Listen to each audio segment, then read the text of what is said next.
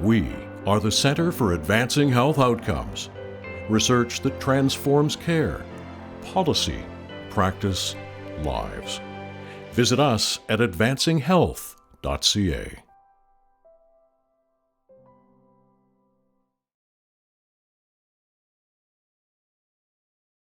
Good afternoon, everyone. It's wonderful to see you all here, and welcome also to those joining us online.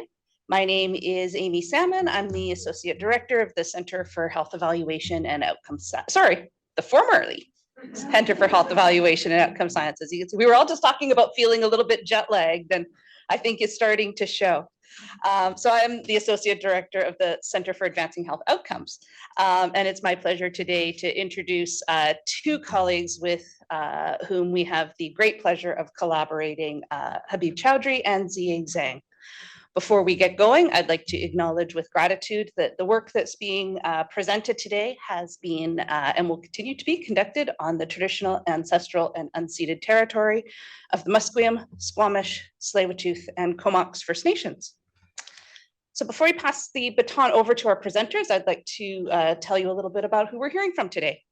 So Dr. Habib Chaudhury is the chair and professor in the Department of Gerontology at Simon Fraser University, where he conducts research in the following areas in the field of environmental gerontology: the role of physical environment for people with dementia in long-term care facilities, community planning and urban design for active aging, and dementia-friendly communities.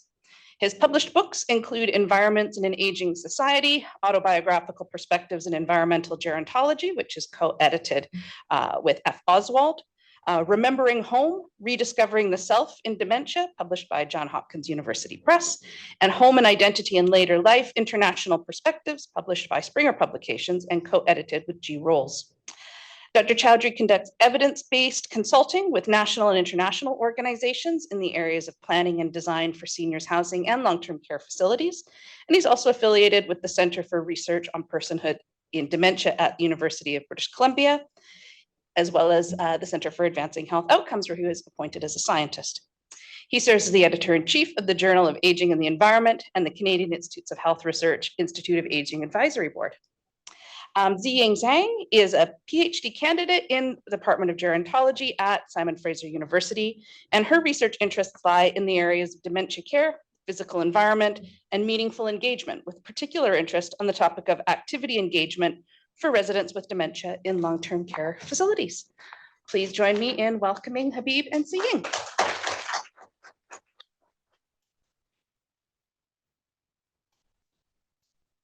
All right, thank you so much, Amy. That was a gracious introduction. I'm delighted to be here to present to you what we have been working on the project on the island. But first of all, I want to say that Ziying and I have been privileged to work with Dr. Salmon on this evaluation project in Comox with the new care village that's being built. So what we are going to do today is talk about the village project. So this is, we're engaged in environmental evaluation. As you can see, the title is this physical environmental evaluation. So Amy and her team are looking at broader evaluation on resident outcomes, care practices, all of that. And our team from SFU is looking at the physical environment. So that's one component of the broader evaluation project. So that's the context. And we are going to present some pre-relocation findings. So there is a care home right now, which is called the Views, and we have been collecting data in the Views as a baseline. And then once the new building is completed next summer, we go there, that's the care village, we collect similar data and do the analysis, right? So that's the context. I do want to also mention a few things on this topic because this is an important time for long-term care in many countries, including Canada, because of, mainly because of what happened in pandemic. Majority of the people who passed away during the pandemic in Canada lived in care homes. So Canada has that odd distinction of having proportionately a lot more people dying in care homes than many other countries. So this was a wake-up call of that we need reform in long-term care. And more recently, there have been two national standards that have come out. One is from the Health Standards Organization, another from Canadian Standards Association. So these are standards that talk about a lot of things that we should be doing better and reforming the long-term care. So that in the backdrop of that, we are going to talk about this project, and with the importance that this is evaluating a new care model in long-term care, which is the village model. I'll touch on that a bit as we go on. What is a village model? So it's important to see what the findings are once we get to that point in a few years, and then potentially look at scale-up opportunities and options, right? So with that, also, I know that some people are joining online, so I don't see them, but please, thank you for joining and welcome to the session. And thank you all for joining in person. So let's carry on. We have quite a few slides here. So I want to set the stage about the physical environment. This is something that I've been looking at for many years now, and I want to give the context of why physical environment in long-term care is important, right? We need to understand that before we get into the study itself. So we know from many studies that these are some of the things that are benefits or important role of the physical environment. The environment can reduce what we call responsive behaviors. You're not calling challenging behavior, but responsive behaviors or emotions like anxiety, agitation, aggression, especially in the context of residents with dementia. So as we know in long-term care across North America, in any long-term care you see, on average, not any, but on average, it's around 65 to 70% residents who live in long-term care have some level of dementia. In some cases, 85 or more percent. So when talk about care practices, effective care practices and physical environment, we have to talk about the needs of people with dementia, right? And that's when these issues are more relevant. The physical environment has a role. Also, the environment can support remaining cognitive and functional abilities. So to give you an example, spatial cognition, mental maps are impaired when people have dementia. So if I have dementia, I've come out of room, how can I get easily to the social spaces, to the dining room? And that can be quite confusing and challenging when you talk about long hallways, take a left, take a right. This building is a great example of that. A person with dementia coming into this building would be, I don't want to get into that, that's quite challenging, obviously, for anybody, but somebody with cognitive challenges would be difficult. So the visual access sight lines are important, for example. So if a building is designed in a way that's a cluster design, like rooms around a common space, so if I come out of my room as a resident, I can see the social space right in front of me. I know it, I see it, I know it. If I don't see it, it doesn't exist in my head, right? So that's one example. There are many other examples. We talk about functional abilities as well. Engage in familiar lifestyle-based activities. So this is very important that we need a lot more work in. The first one is more about challenges, and the second, third are getting into more positive behavior, right? So this is about lifestyle-based activities. We know that people with dementia have a lot of long-term memory intact. So what they have been in their lives, whether the professions, their preferences, hobbies, activities, how can we support that? And that can be supported through the physical and environmental conditions, and overall provide a sense of comfort and continuity. So this is a psychological sense of comfort that is connected to 2 and 3.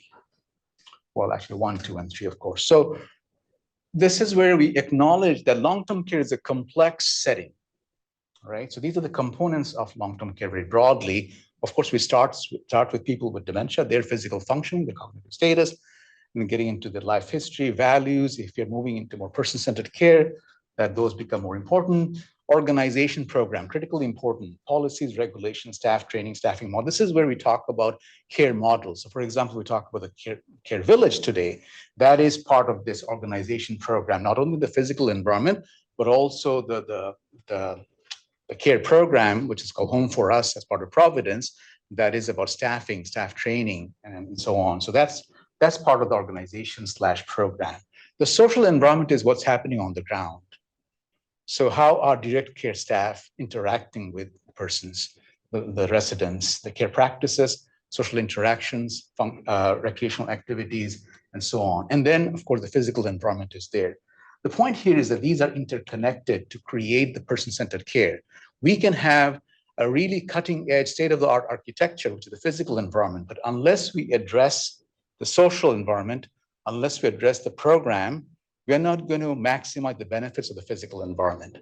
So for example, we can create a household model, which I'll talk about in a minute, like a small household of 10 to 12 residents. That will go so far. It is an impact in residents' functioning and quality of life, unless there is support from the staff and organizational understanding of how that would work properly. So these are some of the design principles we talk about quite often. These are, I love top 10, so these are top 10s. I'm not going to get into this in any depth at all, but just to give you a quick snapshot, non-institutional and home-like character, that's a foundational principle that really sets the stage. And we'll talk about a bit more on that one when I talk about household. Design for functional support, I talked about a little bit of it. Orientation, meaningful walking, sensory stimulation, very important for people with dementia. Not only regulation of stimulation, but also providing positive stimulation. Tapping local resources. This is interesting and relevant for the village model, where we talk about the access to community resources on site, like a restaurant, like a bistro, like a adult day program, or other amenities.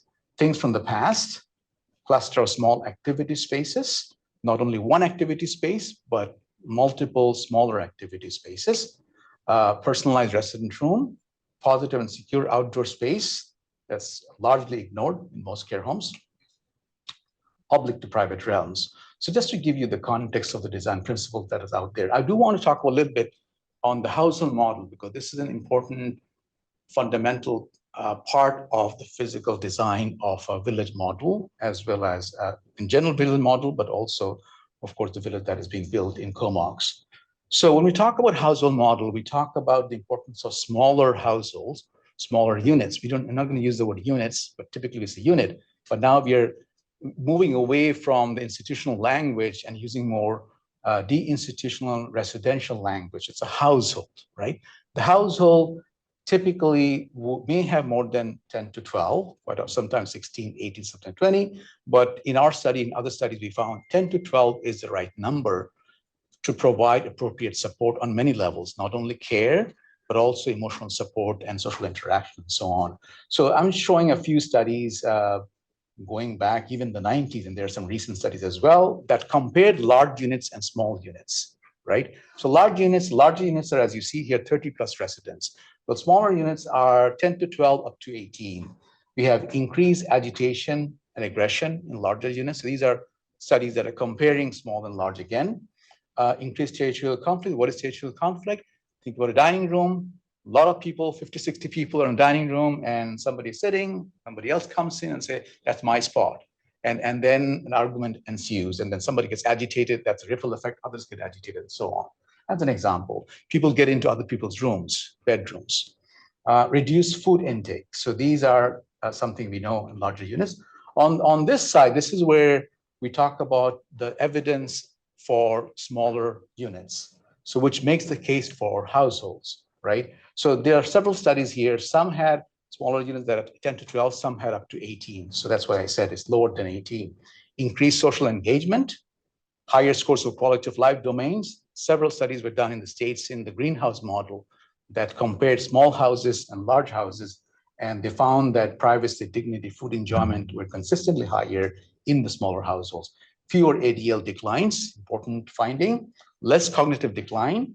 And then finally on this list, reduce psychotropic drug usage. There have been a few studies in Netherlands, in the US East Coast, that documented drug usage in large units and small units. One thing I should add to this list is an important one for today's time is reduced infection and prevention. During COVID, there have been several studies, especially in the States, again, in greenhouses, that documented infection control, infection prevention and incidences were much lower in the small household than the larger household. So that's something that was an interesting and useful finding, because pre-pandemic, we did not realize what the household might contribute to in terms of infection issues. But now we know through these studies that they make a positive impact as well. So very quickly, the village model started from the Netherlands. Now there are many villages across the world, mostly in Europe, The one that we are evaluating in Comox is the first public sector in Canada.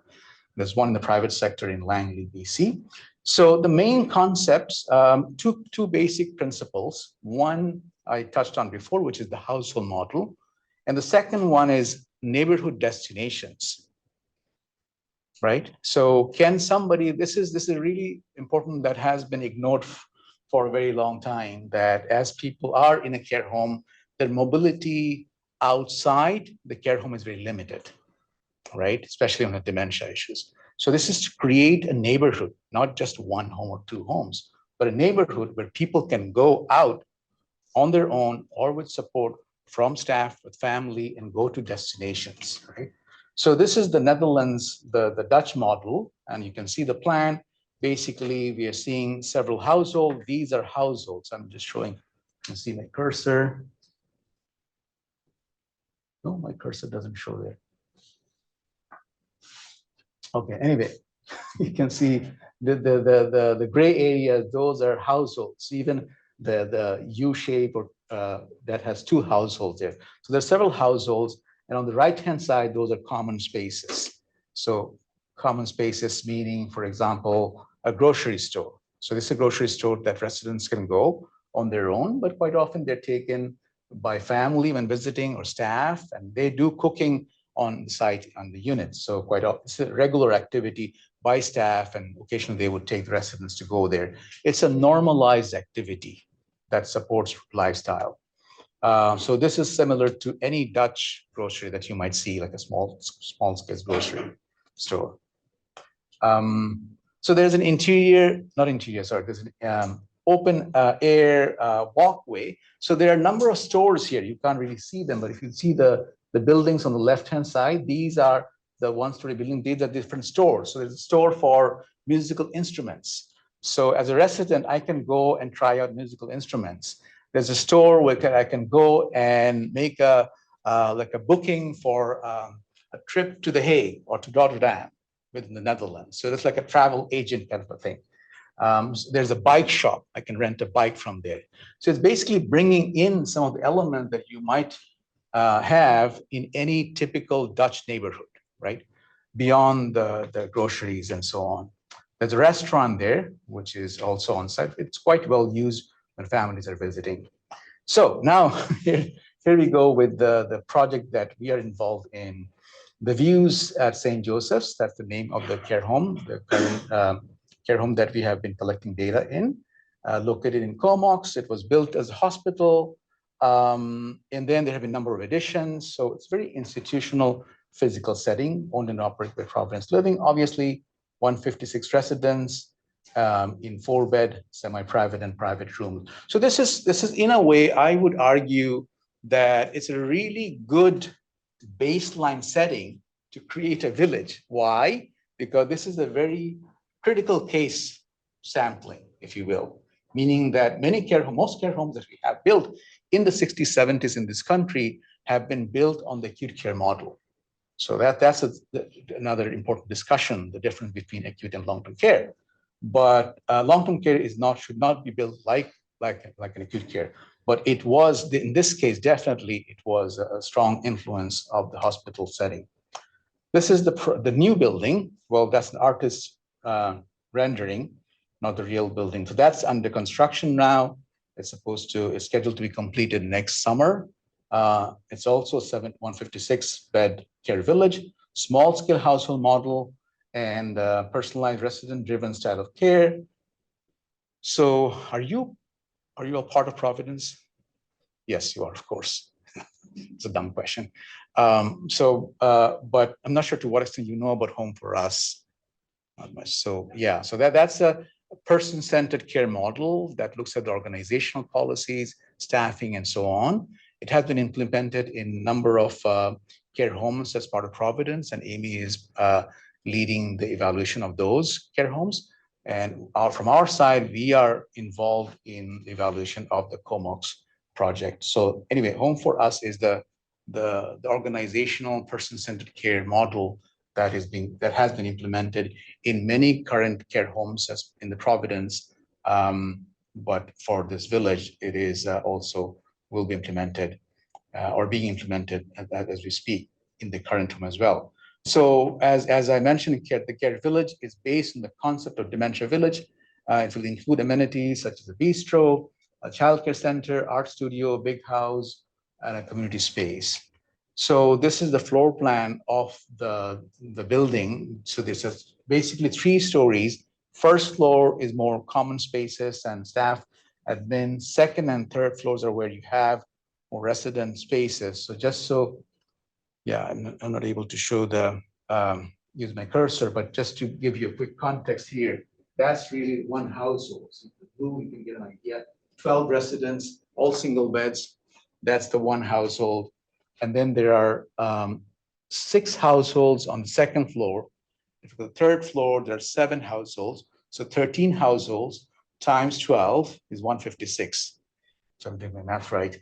So on the second floor, on the right-hand side in the corner, lower right-hand side, those are the major common spaces, like the bistro, community room, and so on and so forth. There are also some community spaces in the courtyard in the middle, right there.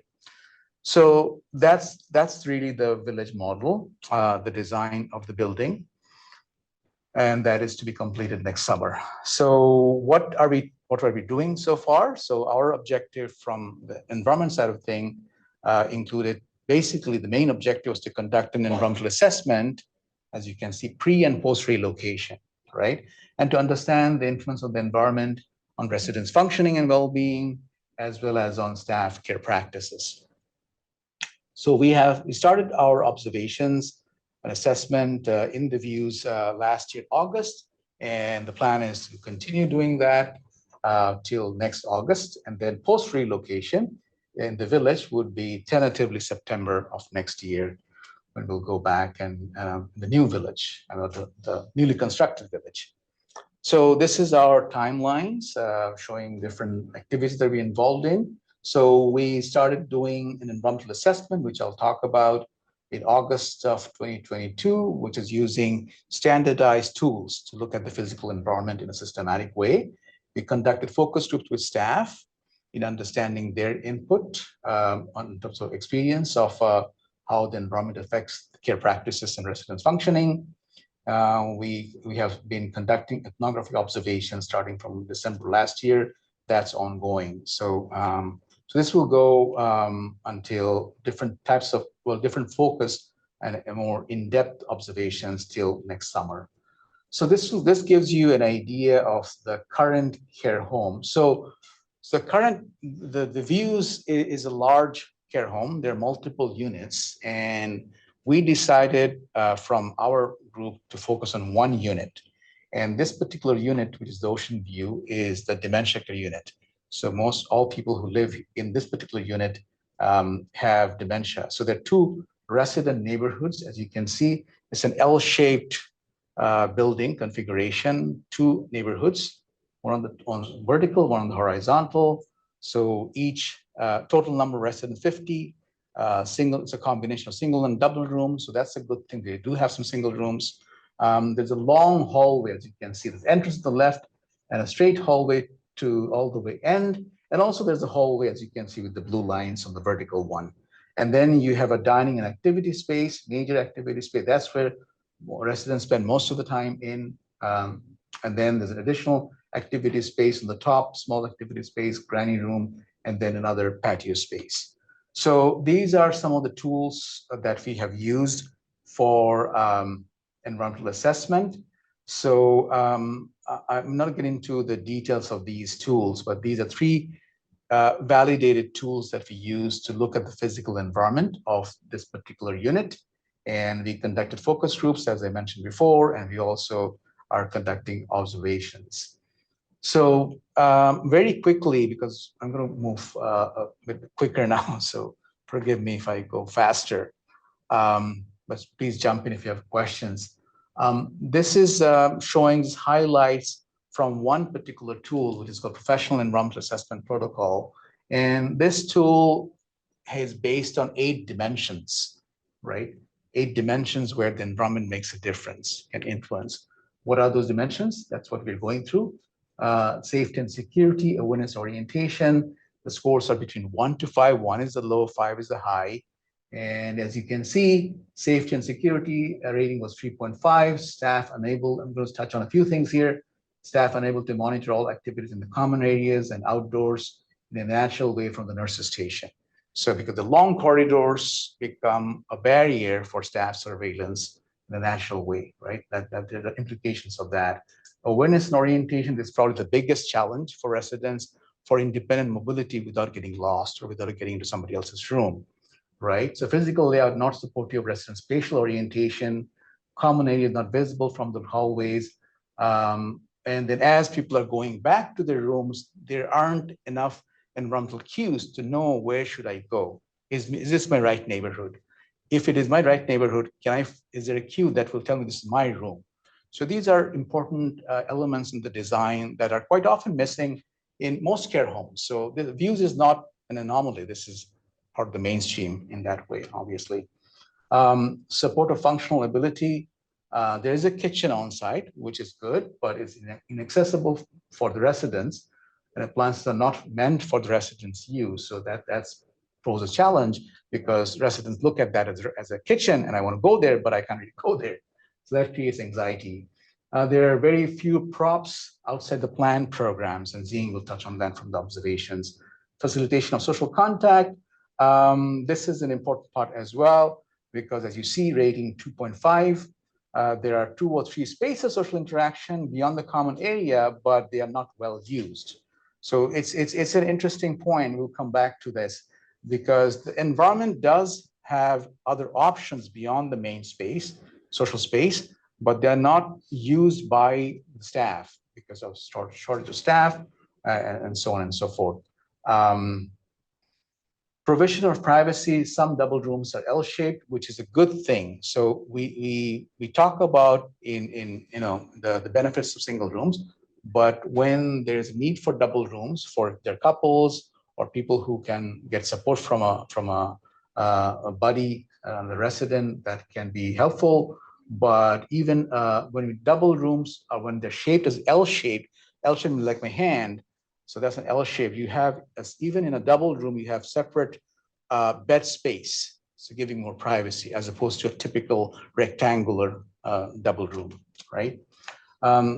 Opportunities for personal control. I'm going to skip that. Meaningful stimulation. Let me touch on that in the interest of time. Stimulation, and you see stimulation is quite important because 2 dimensions here. One is regulation, the other is quality of stimulation. So regulation of stimulation, it scored relatively well in terms of no noise being heard. It's quite often noise is a problematic stimulation in many care homes. On the other hand, there were no meaningful sensory stimulation. Meaningful sensory stimulation was very limited. I'll touch on another tool that we use very quickly. This is a tool that we have developed from SFU, which is called Person-Oriented Environmental Tool. It's based on 7 spaces. I'll touch on just 1 space, which is the activity space. So the way this tool works is looks at 1 space, for example, in this case, the activity space, and the different dimensions of that space. For example, location and access, scale or size, room configuration. So as you can see, these are low, low, low, right? Location and access means that it's at least 25 feet away for most of the residents to go there. That impacts independent mobility to get to the social spaces. Size or scale, too big, too large for the benefit of residents' interaction and a home-like setting. Room configuration means rectangular rooms are not very helpful. We know that from previous studies. So it could be different shape of rooms like L-shape, H-shape, and so on. So that also was scored low. Furniture type and design is a mix of furniture. Some are functional, others are not, and most often they're fairly institutional furniture. Furniture grouping is moderate. Furniture grouping means that if there are options in, for example, in dining room, do we have not only like 4-person room, but do we have tables, but tables for 2, tables for 6? So those variations were not there. How about the furniture grouping in terms of lounges, people sitting and having small group activity? Those were quite limited in this particular unit. Lighting was pretty good. As you can see on the bottom, you can't really see it, but wonderful view of the water. So it is this, you get fantastic views, that's for sure. And then not only views, but the light, the natural light that comes in. As you can see, lots of windows. So the lighting quality is very good here.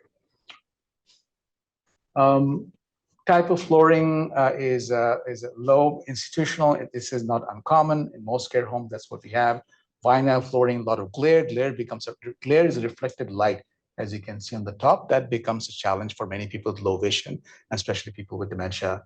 Presence of everyday objects, very minimal. That's why it's presence of everyday objects help people connect with something that they're familiar with. A, B, they can have self-directed positive engagement of something they can do. Okay, so it could be watering a plant. It could be working in the kitchen, wiping the counter. So there are many things that are household-based, preference-based, lifestyle-based that can be supported through a positive environment. Visibility of exit leading to unsecured area, moderate. The exit was located next to the common space, but not easily identifiable. So that was moderate because it is, you see the doors there, the main entrance exit. Obviously, it's a secured unit, so it is locked. You have to use the keypad, but it's not hard to also not get attracted to the door because the mural is there, but mural is a nice landscaping. So you can see the mural, the actual painting is some nice view. So it's almost like invites you to go there, right? And then there are elements in the door that you want to push, the bars and so on. All right, I'll pass it on to Ziying to talk about the observations. Yeah, so I'll first introduce the findings based on ethnographic observation and then some findings from the focus group. So for the observation, we focused on how the environment, like how the residents and staff interact with the environment, especially in terms of how the environment influence residents' quality of life and staff's care practice. So. As introduced earlier, this main dining and activity space is a really large and differentiated space. However, we noticed that in its actual usage, it has been divided into 3 spaces. The left side of the space is designated for those less independent residents, especially those who need feeding assistance. So in the mealtime, all the residents who need feeding assistance gathered. The staff don't really need to travel across the room to facilitate different residents. They can just turn around their chairs and feed several residents at the same time. And on the right side is the independent zone. This is for residents who are more active, who don't really need much facilitations. This zone is more active and have more stable social contact. Sometimes the activity staff will bring some materials to that area to perform the activities because they have tables. You can perform activities such as painting. And in the middle, there is a center area. This is an area for collective activities. There's no furniture in this area. So if there's activity like physical exercise or games, the staff don't really need to move tables to clear a space. They can just grab some nearby chairs and perform the activities. And also in the mealtime, the staff will bring like a mobile refreshment cart to this area. So residents can help themselves to grab some drinks if they want. During my observation, another recreational staff told me that there is no space around this main activity space to like store their activity stuff. Every day, if there's activity, they need to bring a cart to put materials in the cart and bring it to the space and leave the space with the cart. So it means that it adds extra workload to the recreational staff to like bring stuff in, bring stuff out. Also, like without having activity stuff stored in the room, meaning that residents don't have access to these materials outside activity time. So if the staff left, then the residents don't really have anything for leisure or for self-directed activities. So it also means that if a staff want to calm a resident down, help the resident find something to do, they don't really have materials as well.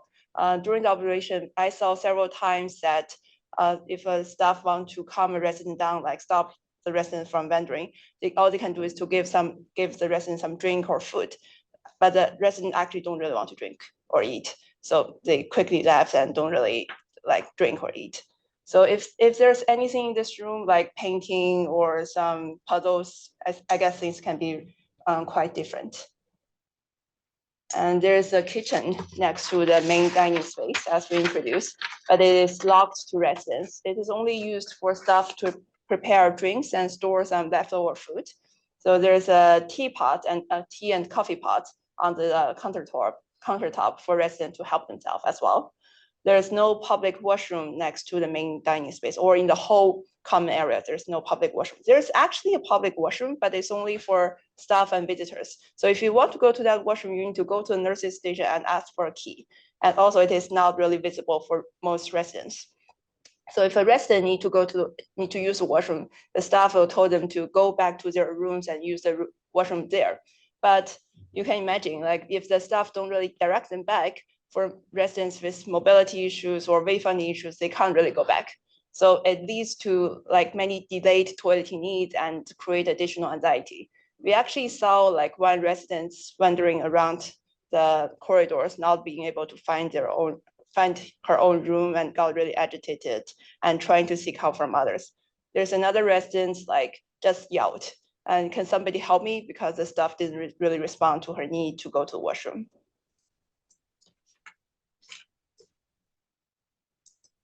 As said, there's a secondary activity area. It's called granny room. It's also located next to the main activity space.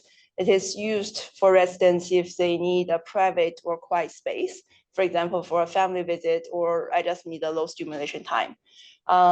During the observation, we saw a staff help to set up a residence in this room. The resident was at his first day in the unit. Staff turned the TV to his favorite sport game, offered him a beverage, and let him enjoy some personal time. So it's a really good way to calm him down and reduce anxiety. This is a beautiful example, but in most cases of the observation, in most times the room is not being used. It is empty. As you can see, this room you don't really see much stuff that you can do here. And the residents occasionally enter this room and found others actually nothing to do, no meaningful engagement, and then quickly left. So unless being purposely guided or supported, the residents don't really make use of this room automatically. The corridor, the corridor is connects the social spaces with the two resident neighborhood. But as you can see, this is a pretty institutional corridors. The two neighborhood looks really alike. If a resident want to go back to their rooms from the social spaces through this corridor, for example, to go back to use their own washroom, they will encounter two challenges. First is to identify which neighborhood is my rooms is located. Then after entering each neighborhood, there's also very limited environmental cues for them to identify their rooms.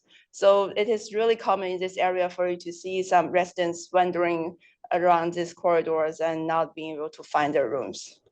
Also, there you can see from this photo, there are trolleys and carts on the corridor, and also it blocks residents' pathways. Like if a resident need to use handrail, it's another unsafe factors in this environment.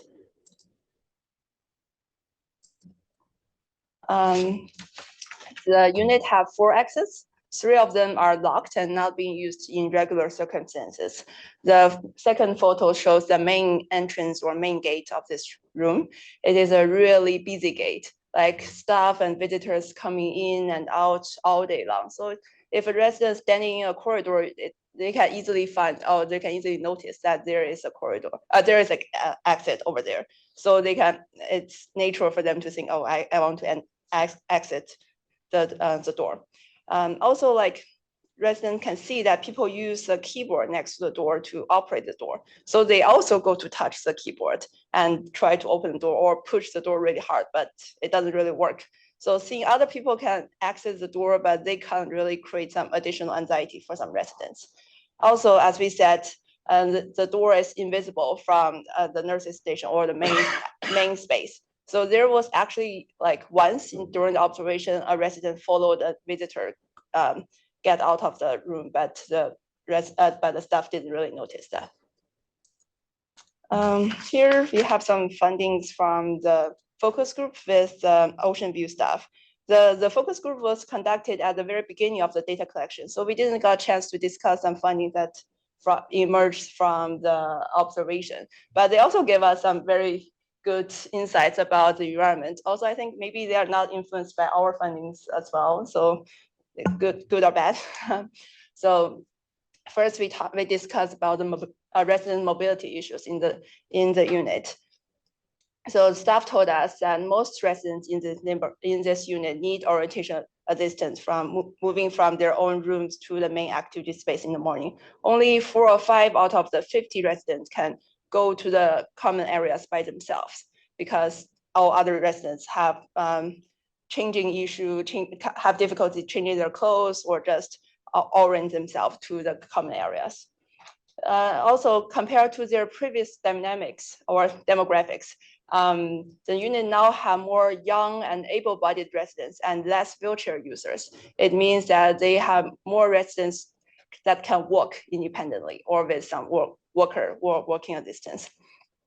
So they now have to deal with such like the increased walking needs and associated issues. Staff said after the meal time, most residents who are mobile will leave their seats and either go back to their rooms or just have some walk. So while walking, some residents might enter other people's room unconsciously, and it caused some conflicts between residents. For the main dining and activity space, what we have observed, this area always have really high stimulation, such as noises or smells. According to the staff, lunchtime is the worst for them because almost all residents will come to this space and gather and have meals together. The staff specifically talked about the difficulties of arranging seats for all residents. Many residents have their preference over which spot that I want to sit and who I want to sit with, who I don't want to sit with. The staff said that they always need to pay attention to accommodating all these preferences every day. But one staff said that she actually understands why residents insist on picking their spots, because they said this is the only thing that they can actually have control of in their daily lives in the unit.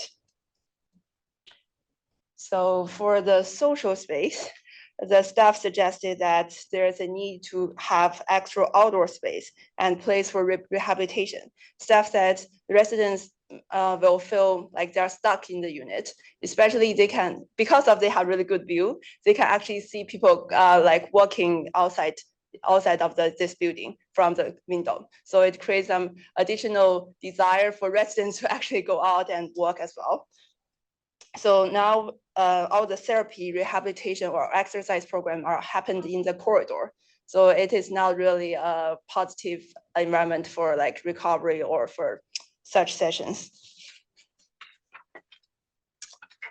On the other hand, regarding to the use of the current activity spaces, the staff said agree that most activities only happen in the main space and they don't really make use of the additional activity space like the granny room or the patio. But they argue that it is because they don't have the time or energy to facilitate movement to different spaces. It is really hard for them to set people in different areas, so they just don't really do that. Staff are pretty conservative about the use of the kitchen. They use the term food-driven to describe residents, meaning that they always want food, even if they're full or even if they just have the meal. So the staff expressed their concerns about residents having free access to the kitchen without being guarded. One staff even said she prefers a kitchen that is fully enclosed, which is totally opposite from the concept of household or open kitchen. Regarding the trolleys, the staff said it is because the administrators don't want them to store the trolleys in the storage room. They ask them to put them in the hallways. So it's weird, but that's what they told us. So some key takeaways that we put out from the observation. So the main dining and activity space is large and differentiated, even though staff made some changes, made some subdivisions, made some effort, but it's still a place that accommodating 50 residents at the same time. So it's really hard to manage for them. And the corridors is long and lake wayfinding queues, it harms the ability of residents to function independently and lead to more negative wandering and exit-seeking behaviors. It is not really a positive environment for those residents who would like to walk. The social factors influence the use of the space. For example, the staffing situation. Let's say if the unit have more staff ratios, maybe they would make use of different social spaces better. And the institution policies regarding the storage of tools or the use of washrooms. And lastly, the staff's mindset, staff's attitude tend to be more productive. They're concerned about residents behaving independently and taking more risks in their behaviors. In the end, the residents have very little choice and demonstrate limited autonomy in self-directed positive activity. It can be explained by the condition that they receive limited support or positive stimulus from the environment. In the activity area, they don't really have materials or prompts for them to really meaningfully engage. We have this.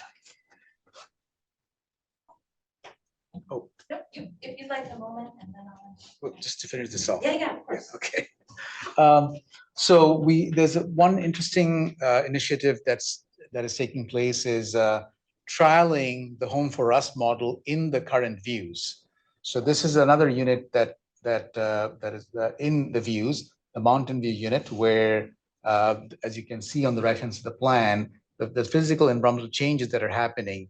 So the blue, the green area and the yellow area, these are two renovated sections, two different households within the current home on that particular unit. So that's and also there are changes in the staffing that are being planned and implemented. So it would be interesting to see how the trial of the Home for Us model works in this current home. So from our purposes, the next steps include in the pre-relocation is to look at some of these additional observations, more closer look at the kitchen use, brand space, mobility of residents and staff support and all that. And we're also planning to conduct some observations in the Mountain View. And of course, once the new building is open, which is next summer, we plan to go back in September and replicate some of the methods that we have used pre-relocation in the new building. And then, of course, the focus of that evaluation will be informed by the findings that we have. So, yeah, that's the study. Thank you.